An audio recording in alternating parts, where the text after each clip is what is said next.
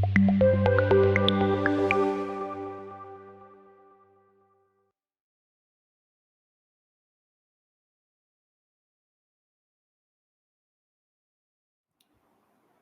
there. Hey, hi, Paddy. How are you? Hi, hi. So we are all set to start. Uh, Yes, good to see you. welcome to this chat. It's very informal. It's just simple questions. I would be asking. There are some, and it need not be a question answer. You can also interact, and you can start talking about something that you want to talk about. Absolutely. Typically, what I will be doing is I'll be playing the role of a kind of a student over here. Like what I am actually. I'm like a half-baked guitarist. I play the guitar a little bit. I'm in the music business. I've seen a lot of guitar players. Okay. So my questions will be like mostly like what do people who are in the beginning stage of their careers in music, uh, what do they have to do, if tips for them and stuff like that. So to just start off with you, let's go ahead and go ahead with your first question. I have for you is Okay. how did you begin, and what made you pick up the guitar? Any particular song or moment that made you pick up the guitar? Tell us the story, right? Oh, super. So, before I begin, thank you so much once again. My pleasure to be here. And thank you, Livdemy, for having me here. So, yes, it's a long story, obviously. So, unlike other musicians, who usually start very early in their career at the age of like 5 or 6, it was a very late beginning for me. So I actually started when I was like 13 years, maybe 12, 13 years. And it was actually, I could recollect, I had been for the auditions for a singing competition actually, not for the instrumental competition because I never touched an instrument till that time. So I had been there for this singing competition, which was organized by Z Music. I still remember that. That was on like 22 years back. And I was not a trained singer at that time. So, but yes, I got into the auditioning and I got selected. And then I was there in the initial 3, 4 rounds and then the semi-final round. And fortunately, I was there in the top 10. And then I got into the top 5. So that was the motivating factor for me as well as for my parents, honestly, because though I come from a musical background, like my grandfather, he was a very great musician during his time. He used to play multi instruments as well, and he was a music trainer during his time. So he used to play mridangam, ganjira, morsing, and all those instruments. So I come from a musical family, but still, didn't have the push initially. So that was the moment I still remember when I started like I was 13 years and I got through that music competition, and that actually motivated me. And but yes, after that, the turning point was there was this friend of mine who had this acoustic, and we actually I sang with him during a local music show organized by some, I don't remember exactly. But yes, that was the turning point. I somehow got as to that sound of the guitar, and I somehow decided that yes, I need to learn this instrument. So I had to actually go back and convince my parents, that I need to learn this instrument. Because till that time, nobody in our family, played guitar or keyboard. It was more from a classical background point of view. So yes, after that, I took got a very small keyboard, and I initially started playing keyboard actually, not guitar. So I did my basics for a few months or so. But yes, after some time, I felt that no, I need to learn guitar. That was something which I wanted to learn. So I got myself a guitar from there was a third hand guitar, maybe not even a second hand, and I still have that guitar. I got it for like somewhere around 700 rupees or 800 rupees during that time. So I still have it. So that was the guitar which I started on, and initially I didn't learn. I somehow started playing by ear, matching the sounds of the keyboard to the guitar and doing all those things, which usually anyone does. Because obviously that time we didn't have access to YouTube or any other social media platform. So whatever you had to do through the books, the resources that you had. So it was completely by ear, that I used to learn. Now, initially that is what I did. Then I got into college band, and college guys, my seniors approached me to play for their band, and also I used to play some basic chords and stuff. But yes, after my college days, I somehow realized that no, I need to learn it seriously. If I want to make a profession out of it, career out of it. So then I finished my post graduation in mass communication, and I went into agencies. But parallelly, yes, I started learning music professionally, and I gave my Trinity College exams both in keyboard and guitar. I cleared my Trinity grades. So yes, that was the start of it. And meanwhile, I started working with corporates. Parallelly, I did a diploma in audio production as well, apart from playing instruments. But yes, during that time, I realized that your theoretical concepts and all those things, it's very important.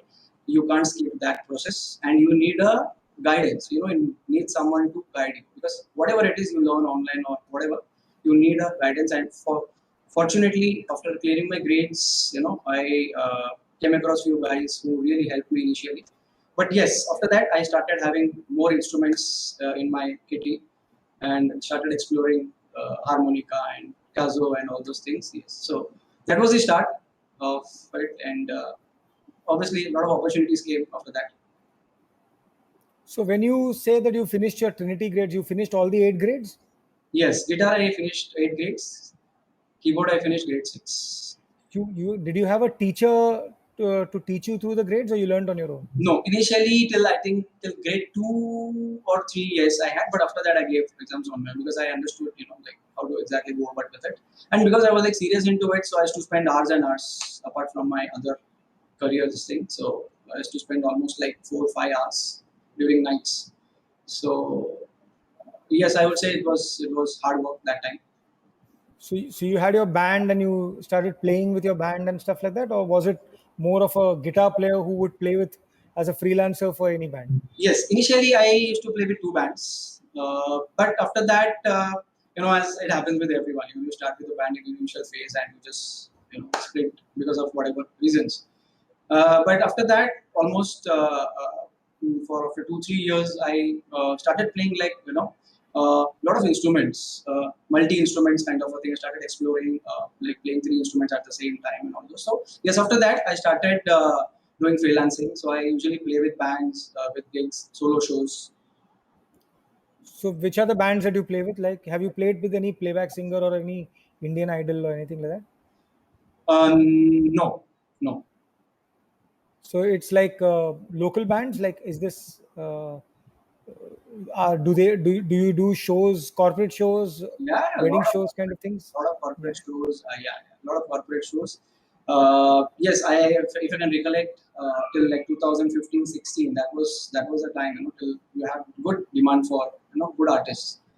Somehow, for some reasons, after that I have started doing lesser shows, because there are like uh, competition is such that you need to decide whether you want to take a show or not. So, Yeah, yeah, and for some good reasons.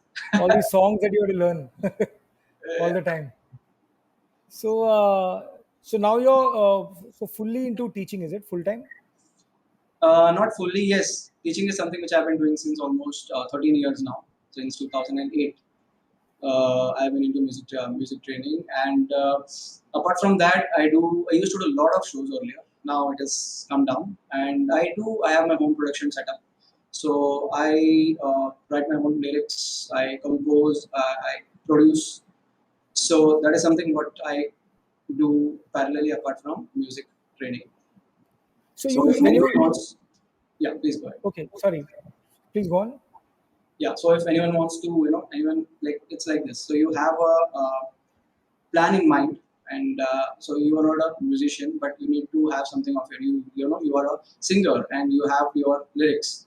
So I give it a structure and do the programming, mixing and all those things. Now, when you're teaching, do you believe that teaching songs to children help, even to not children, any student, teaching these Hindi songs or English songs, do they help in them picking up songs on their own? Will they become dependent on you or someone giving them chords all the time to learn songs, or you think that by teaching songs they understand theory and they can develop their ear or something like that? How do you work on that? Depends on what is your curriculum. The style of teaching and the content, that is very important, because I have students who have learned for 4 years, 5 years, and then they come to me, so that they know the basic chords, they know how to play like 100 songs, for example. But when you ask them to play a song, or identify the key of a song, they're not able to. So usually what I do is, there is a process. So after doing the basic exercises, the first thing that I train the students is learning scales, first and foremost, because unless you know the scales, you know the fretboard, you won't be able to identify, you won't be able to understand what's the key exactly. So that's the first thing that I usually do, and I give them multiple positions of playing the scales. And why are scales important? Because it's not only merely about playing scales. They need to understand. You need to make them understand that why are scales important. Because for them, it's just the scale. How do you use the scales? Scales are used in everything. Music composition, to identify a song, identify the key of a song, identify the chord structure, identify the chord progression, everything. So it's So a rigorous so exercise. So when you're doing scales and stuff, do you also explain to them how scales are related to the Indian ragas and stuff like that? Do you say that this scale is related to the Indian raga, let's Yes, say? someone who knows classical music. Because very honestly, these days, there are hardly any students, if the ratio is very less, who want to get into too much of theory. All thanks to online medium that Correct. is easily available. So spending time on all these things, because yes, if someone is serious enough, and if I because as a trainer, it becomes very easy to create some, like, okay, so someone who would be interested, or who So would that correct. guitar in terms of scales and compared to the ragas and all those things. So But yes, have for you them learned I classical do also? teach through that process, or else it's just the scales and the notation system and how do you formulate them. And have you learned Indian classical also?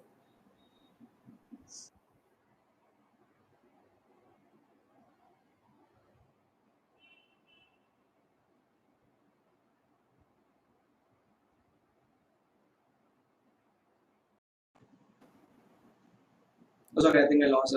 Yeah, yeah, yeah. So I was asking, do you learn Indian classical as well? Have you learned Indian classical? No, I haven't.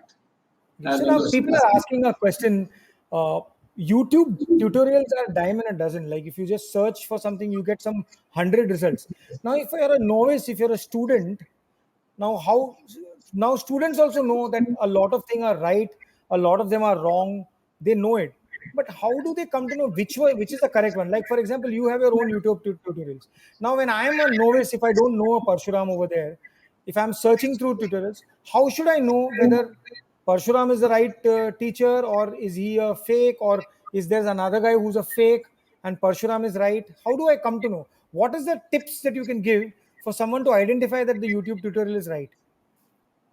Okay, so again, there are two different categories here. One is someone who is learning under a professional trainer, and someone who is a novice who just has a guitar, but not very keen to learn physically, or under professional. But initially, would like to do some experiment learning through YouTube videos. Honestly, you don't have a parameter here. The only parameter what I could like say, for someone who is not learning and you are going through a YouTube uh, videos and you come across a lot of them. So honestly, you go across a YouTube video. The only way to you basically go through the videos is either you connect to the person who is teaching you. Number one, irrespective of whatever he is teaching is right or not. Number two, you go and look at the subscribers and the followers. So okay, yeah, so this guy has like 1 lakh subscribers. So I think I might learn from his videos. Because see, honestly, for someone who doesn't know anything about the instrument, you can't really tell them, oh, this is right or this is wrong. So two, three things. Either you connect to the person, or you look at the number of followers or the subscribers, or whatever sounds right to your ear. So you go through 5 videos and you feel, okay, this guy, I like the chords that he's playing, and I can relate this to the original song. So let me follow him. So this is where a trainer comes into the picture. So that is why I always tell this to everyone, that in the initial phase, never skip the learning part. You Correct. always learn it from a trainer, someone you know, uh, who is like experienced enough, from whom you Correct. can learn. Then you can move to it, because then you can differentiate between, okay, so this guy is playing these chords which doesn't suit the song. Correct, correct, correct. Absolutely agree. And I really feel what you said, you hit the nail on the head, because once, if you start only with a YouTube, or if you start without a teacher, then I feel that at one particular point in time when you really think you want to get serious, you have a bigger task ahead of you, because now you have to unlearn all the wrong things. Absolutely. That's the Right. word. Unlearning Correct. is much more difficult task. Correct, correct, correct. Yeah, absolutely. So yes, so the tip over here, which Parshu is giving, which is absolutely correct. I completely agree with him. You have your basics sorted first before you start looking for videos on YouTube. And if you look for videos on YouTube, if your basics are sorted, when you're looking at the video itself, something will not connect. You might not know music, you might have very bad ears, you might not be able to decipher chords, but you will know that वो जो बजा रहा है, कुछ तो गलत हो रहा है. So you will Exactly. come to know that it is probably I should check another video. Perfect. And then, like Percy said, at least you will be able to match which is the right, most correct sounding. Exactly. And Exactly. that brings me to another point, Parshu. When you pick up songs on your own, specifically I'm talking about Hindi songs, because what I've noticed in English songs is there is always a structure, there is always a way of. So if you learned your scales and your modes, and you have actually implemented those scales and modes, when you listen to a song itself, you come to know that this is the chord structure of a song. This is how it. There is no element of doubt or element of unexpected chord coming. Very rarely, actually. Correct. Like if you see, I don't want to call it formulaic, but it's basically structured. Correct. Whereas in Indian music, you will find that the chords are basically like how the harmonium fingers go. Like every bar, there's a change. It's Right. four changes in one bar, eight changes in dra dra dra dra dra, that kind of changes. Correct. All those kinds of things are there, and rag based is there, which is sometimes not even associated with any mode Correct. of playing or any scale.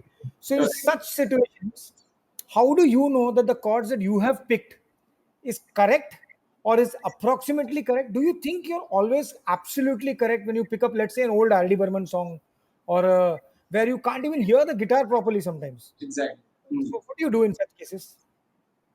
Okay. So again, all thanks to theory. I have, I mean, if you ask my experience, I uh, I have really worked hard on my skills. Listening to songs. Now, again, if you go back to the 40s, 50s, 60s, right from Lataji to Alka Yagnik or Udit Narayan or Arijit Singh, you know, you will always come across this one statement by everyone, that is, you need to listen to songs. So if you need to understand what's going on in the song, you need to listen to more and more songs. You need to understand. And when I say listen to a song, it's not merely listening to a song. You're actually listening to the small nuances there. You're actually listening to all those things, which is the arrangements which is happening in the background. For this, you need to know the arrangement and the basics correct. And this is where, as I said, the theory comes into picture. Someone who doesn't know the theory or doesn't know how to, what are scales, how is the chord formation done, and what are the chords that will come in a chord family, you will be able to differentiate. For them, everything is the same. It's just the guitar piece. But when So, I listen to it, I basically, when I put on the earphones, I try to listen to a lot of things in the background. So the song, by basically I separated the vocals part and the musical arrangement part.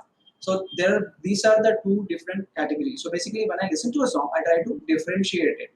Though for someone who is listening to that same song, for him it will be just a song. But for me, it's a piece of music, and in which there are multiple arrangements. So I listen to it multiple times. Yes, and very important, you need to listen to a song in small parts.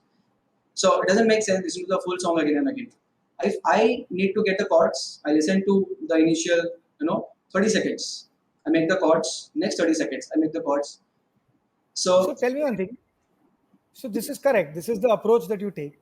Now, for a beginner, let's say I'll just ask a simple question. Like let's say I'm a student, and I've realized that there is a song in G major, Mm. okay, and the melody line of the song from G major, the second note that it stops on is the A note, Correct. which basically means it could be the D chord, or it could be the A minor chord, or it Correct. could be the F chord, or Right. it could be some weird chord also. But at least between these three, it can be an F chord or an A minor or a D major in the key of G major.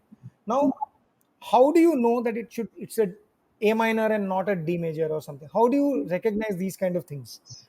What is there any tips you can give to students, or is it basically ear training? Both. I will say both. Ear training is a must.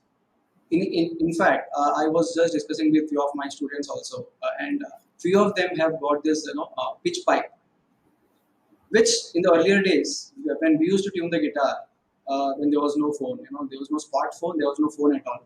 So the only thing that we were having is either you tune using a Shruti box, or you use a pitch pipe, or you use a reference tool that can be harmonium also. Correct.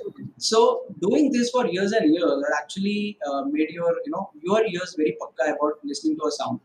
These days, because of the digital apps, it's become very easy. Obviously, it's become very easy, but unfortunately, the ear training part, that takes a backseat.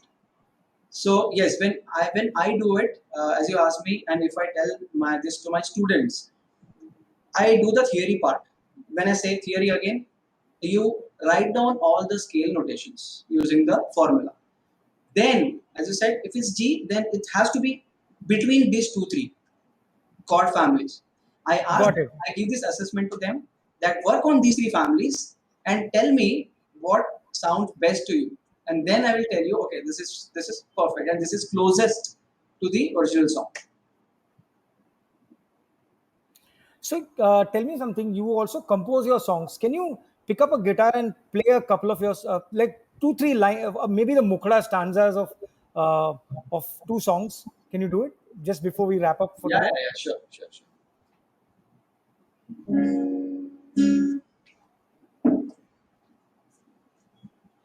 So I have almost close to like 20 odd compositions which I have written and composed, and few of them recorded and released as well on various social media platforms and on television as well. So this is one of the compositions. Okay, so the name of the song is Fateh. Uh, so it goes like this.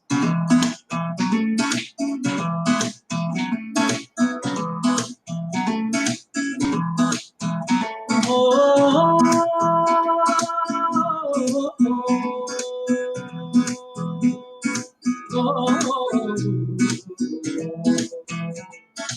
गहरा समुंदर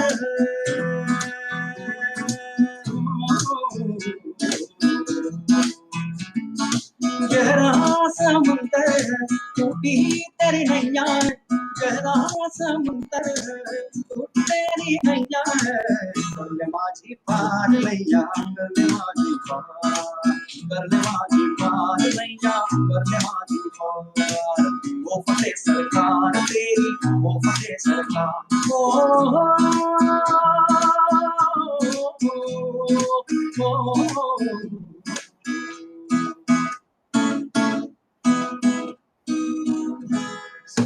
this is one of the songs. Okay. So Can you do one more?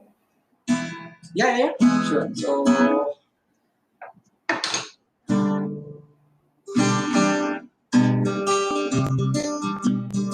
So this is kind of a swing rhythm.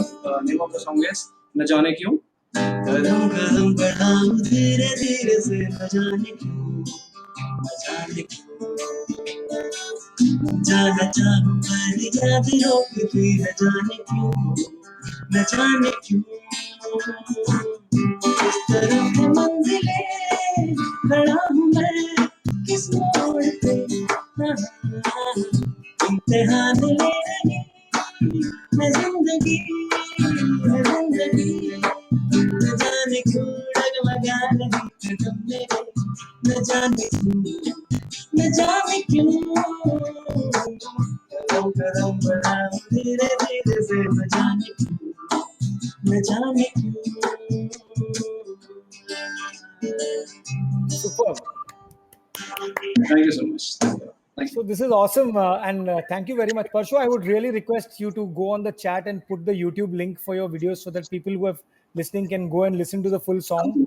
Absolutely, absolutely, absolutely. And you also train under Rajashri, where you're teaching all the scales, and you're also teaching songs. Now, those songs that you're teaching, are they taking all the publishing rights from the original composers and all that? Are they Yeah, doing all yeah, that for you? they have to, they have to, they have to. In fact, the Correct. period when I used to do, there was a lot of this copyright, like frequent issues, and a lot of videos had to be taken off the channel. Right. So, but now it has become a bit lenient actually in terms of profit sharing and all. Awesome. So yeah, so we'll end this over here. Any last go tips for people? I know you gave a lot of tips. Tips like learn your basics, go to a teacher first, tune your. The best way to train your ears is to not use a tuner. Take a relative pitch, take the first note probably, and then tune the other strings based on that. Yes, I think that's yes, a very good thing to tune your ears and keep listening to music, yes. where you will come to know what it is. Anything else that you want to say? Two things quickly, which I usually tell to my students that these days, like even the kids and adults, all of them are pretty busy in terms of practice, and even like once a week session becomes difficult managing. So only one tip that you take out 10 minutes, like two slots of 10 minutes a day. That's it. I'm not asking for more. 10 minutes a day, two slots, morning and night. Keep a stopwatch, practice one line. That's the max that you can do. If you want to learn an instrument, that much commitment is needed. 20 minutes a day, 10 minutes, two slots. In a week, at least you reach somewhere rather than reaching nowhere. One Awesome. very important thing. So it should help for sure. Superb. Thanks a lot.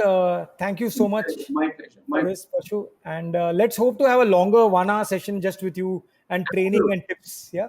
Absolutely sure. My All pleasure. right. Thank you so much once again for having me here. Thanks, Livdemy, as well. Thanks, Patty. Thanks a lot. It was a Thank pleasure you. Thank you. chatting with Thank you. you. Yeah, let's catch up. Bye. Okay. Bye. Bye. Take care.